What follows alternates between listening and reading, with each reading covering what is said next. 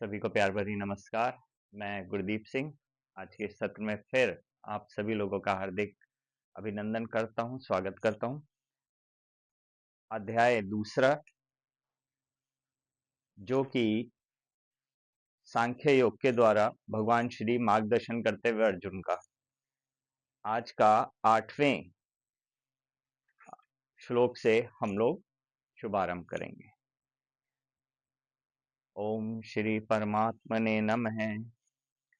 न हि प्रप्स्यामि ममाप्नुत्यात् यच्छोकमुच्छोषणमिदृणायाम् अवाप्य भूमावस्पत्रमद्धवम् राजयं सुरनामपि चाधिपत्यम्।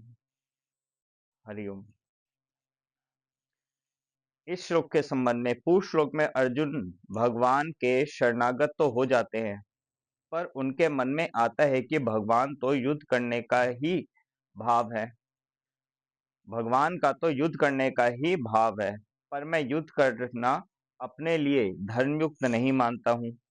उन्होंने जैसे पहले उत्तिष्ठ कहकर युद्ध के लिए आज्ञा दी, ऐसे ही वो अब युद्ध करने की आज्ञा देंगे। दूसरी बात, शायद मैं अपने हृदय के भावों को भगवान के सामने पूर्ण तरह से रख नहीं पा रहा।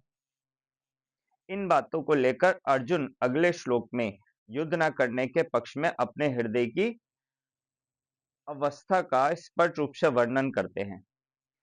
इस श्लोक की हम लोग व्याख्या समझ लेंगे। कारण कि पृथ्वी पर धन धान्य, समृद्धि और शत्रु रहित राज्य तथा स्वर्ग में देवताओं का आधिपत्य मिल जाए तो भी इंद्रियों को सुखाने वाला मेरा जो शोक है वह दूर हो जाए, ऐसा मैं नहीं देखता हूं। यहाँ पर भी अर्जुन अभी मान नहीं रहे कि मैं युद्ध करना चाहता हूं।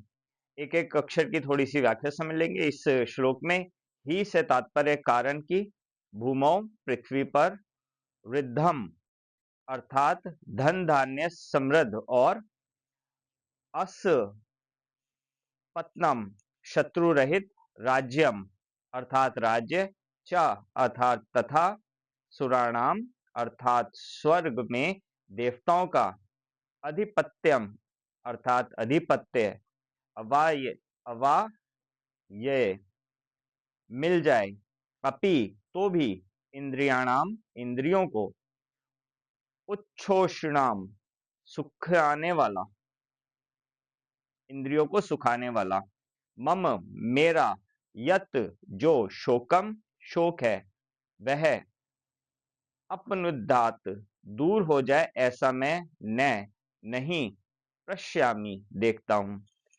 व्याख्या इस पूरे श्लोक की समझते हैं।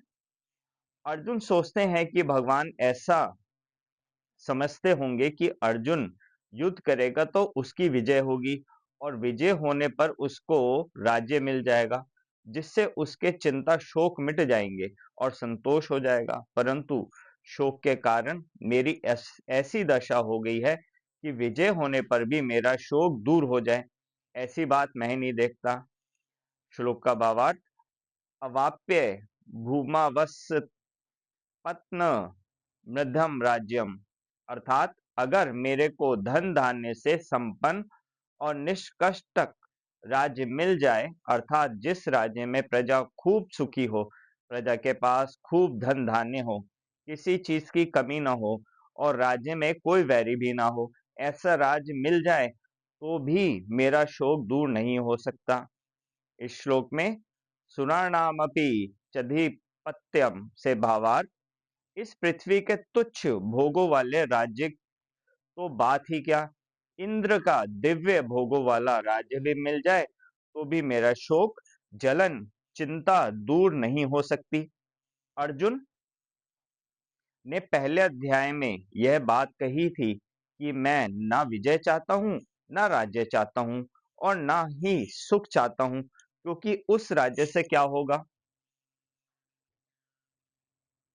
उन भोगों से क्या होगा और उस जीने से क्या होगा जिनके लिए हम राज्य भोग एवं सुख चाहते हैं, वे ही मरने के लिए सामने खड़े हैं। पहले अध्याय का 32वां और 33वां श्लोक में बात हमने पहले समझी थी। यहाँ अर्जुन कहते हैं कि पृथ्वी का धन धान्य संपन्न और निष्कष्ट राज्य मिल जाए तथा देवताओं का आधिपत्य मिल जाए तो भी मेरा शोक दूर नहीं हो सकता, मैं उनसे सुखी नहीं हो सकता। वहां तो कौटुंबिक ममता की वृत्ति ज्यादा होने से अर्जुन की युद्ध की उपरीति हुई है, पर यहाँ उनकी जो उपरति हो रही है वे अपने कल्याण की वृत्ति पैदा होने से हो रही है। अतः वहां की उपरति और यहाँ की उपरति में बहुत अंतर है। नाही पश्यामि ममा पुण्ड्यात् दच्छेको कमुच्छ क्षण मिंद्रियाणाम से भावार्थ, जब कुटुंबियों के मरने की आशंका से ही मेरे को इतना शोक हो रहा है, तब उनके मरने पर मेरे को कितना शोक होगा। अगर मेरे को राज्य के लिए ही शोक होता तो वह राज्य मिलने से मिट जाता, परंतु कुटुंबियों के नाश की आशंका से होने वाला शोक राज्य के मिलने से कैसे मिटेगा। शोक का मिटना तो दूर रहा, प्रत्युत शोक और बढ़ेगा, क्योंकि युद्ध में सब मारे जाएंगे तो मिले हुए राज्य को कौन भोगेगा, वह किस काम आएगा। अतः पृथ्वी का राज्य और स्वर्ग का आधिपत्य मिलने पर भी इंद्रियों को सुखाने वाला मेरा शोक दूर नहीं हो सकता। हरिओम। अगला श्लोक। इस श्लोक के संबंध में, प्राकृतिक पदार्थ प्राप्त होने पर भी मेरा शोक दूर हो जाए यह मैं नहीं देख रहा हूं। ऐसा कहने के बाद अर्जुन ने क्या किया, इसका वर्णन संजय आगे के श्लोक में करते हैं। संजय उवाच एवत् मुक्ता हरिकेशं गुडाकेश परन्तप नायोस्तस्य इति गोविन्दं युक्त्वा तूष्णीम्बु बभूवः। अर्थात, हे शत्रु तापन धृतराष्ट्र, ऐसा कहकर निद्रा को जीतने वाले अर्जुन ऋषिकेशम अंतर्यामी भगवान गोविंद से मैं युद्ध नहीं करूंगा ऐसा साफ सा कहकर चुप हो गए। यहां पर अर्जुन को एक नाम से संबोधित किया गया, गुडाकेश, जिसका मतलब है निंद्रा पर विजय पाने वाला। ठीक है, जिस बात को थोड़ा सा देखेंगे कि अर्जुन ने निंद्रा पर विजय पाई हुई थी। एक एक वर्ड का थोड़ा सा भावार्थ समझ लेंगे।